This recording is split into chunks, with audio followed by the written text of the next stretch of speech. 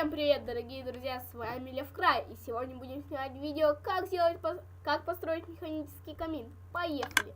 При нажатии на рычаг у нас загорается он, а если мы нажмем на повторный рычаг, тогда он у нас не будет гореть. Давайте приступим к его построению. Строим такую вот конструкцию. Здесь ставим вот такие раздатчики. И раз. Туда ставим липкие поршни. Так, сейчас как бы нам их поставить-то?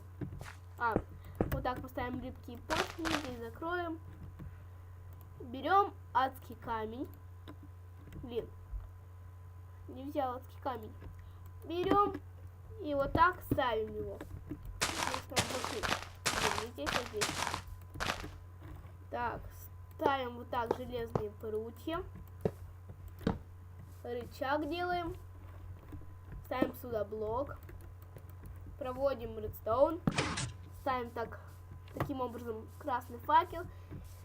И заполним его огневом. Поехали. Берем огнево и ставим. Одно огнево сюда, другое огнево сюда. А теперь, блин, не поставил. Ну что, да блин, что не ставится-то?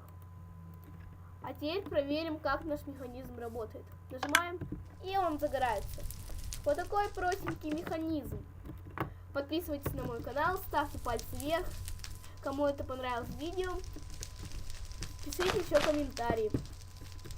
И с вами был Лев Край, и всем пока!